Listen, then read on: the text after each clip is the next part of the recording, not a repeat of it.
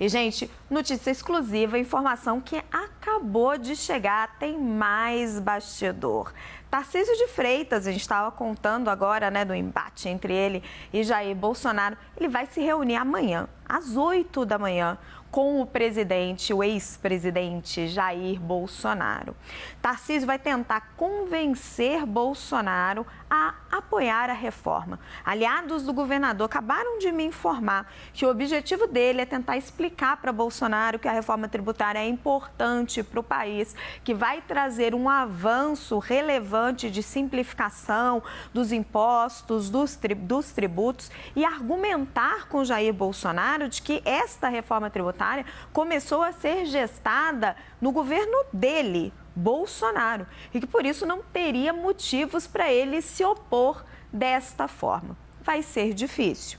Bolsonaro está em campanha contra a reforma, em campanha nas redes sociais, em campanha conversando com deputados. Ele adotou uma estratégia de se posicionar, agora depois que ele ficou inelegível, de se posicionar contra a reforma, de fazer isso uma batalha entre direita e esquerda. Tem conversado com deputados que estão aí mais divididos para votarem contra a reforma, e já vai surgindo ali uma certa rivalidade, já que Tarcísio aparece como um herdeiro natural do bolsonarismo em 2026. Embora o governador paulista já trouxe isso aqui para vocês, está focado em disputar a reeleição, diz para todo mundo, para todos os aliados próximos, que não tem nenhuma pressa de chegar à presidência da República. Então, você tem aí amanhã às 8 uma tentativa de conversa, de reconciliação nessa rusga importante que surgiu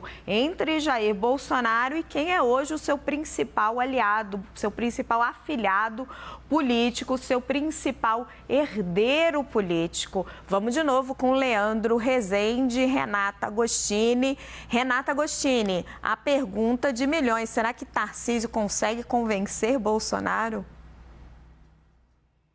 Eu acho que o intuito dele é esse, o movimento que ele está fazendo em Brasília, nas conversas com os governadores, na conversa com o ministro da Fazenda, na conversa com a bancada do partido dele, com o presidente do PL e agora com o presidente Jair Bolsonaro, é para que o esforço dele de articulação, no fim, não seja prejudicado. E ele possa, então, também azeitar essa relação com o bolsonarismo a quem interessa a ele, né? Não virar um vilão, né, para essa parte do eleitorado, para esse grupo de apoio de Tarcísio de Jair Bolsonaro. Então, é uma habilidade política que Tarcísio está colocando à prova nesse giro dele em Brasília. Leandro, e na sua avaliação, meu caro, você acha que eles conseguem chegar a um acordo? Se ele não convence Bolsonaro a não apoiar a reforma, será que ele pelo menos convence Bolsonaro a tirar o time de campo e parar de bater contra? E eles conseguem aí não ter uma rusga muito grande nessa relação?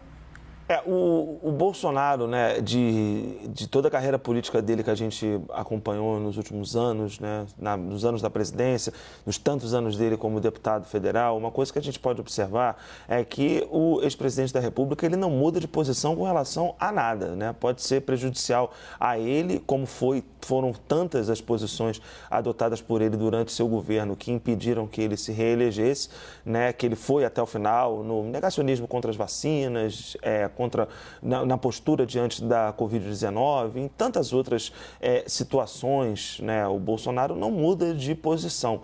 E é difícil de imaginar que, por mais que eles tenham uma relação próxima, né, de amizade, que é celebrada pelos dois, é difícil de imaginar que o Tarcísio tenha algo a dizer ao ex-presidente da República que seja capaz de fazer com que ele desdiga aquilo que apresentou ontem, uma nota oficial criticando a reforma tributária do governo Lula, denunciando que é uma reforma que traria muitos problemas para a população brasileira, criando toda uma situação, né, para colocar os seus eleitores contra esse projeto que foi abraçado pelo Centrão e foi abraçado pelo governo federal. O Bolsonaro se colocou fora disso, né? E o Tarcísio se colocou dentro disso. Está fazendo uma série de movimentos para poder tentar ali convencer o PL e agora tentar convencer o ex-presidente da República de que não, a reforma é boa. É difícil de imaginar o Bolsonaro amanhã soltando uma nota desfazendo tudo aquilo que ele disse na terça-feira.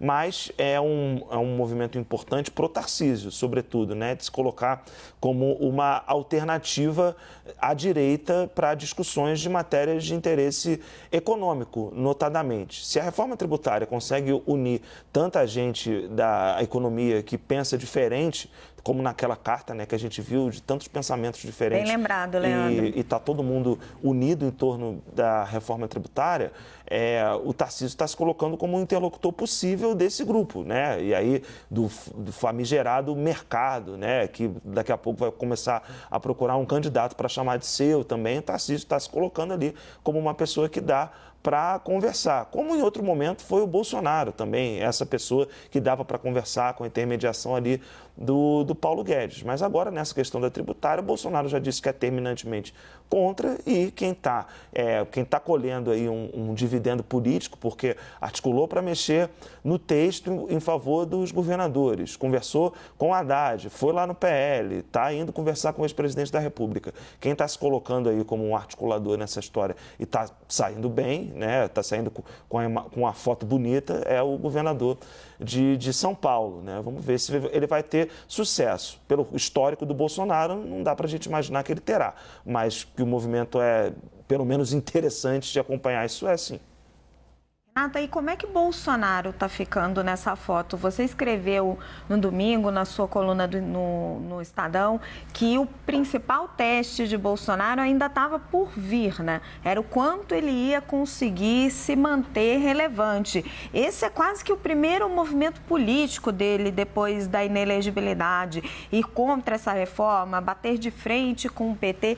Como é que ele está se saindo?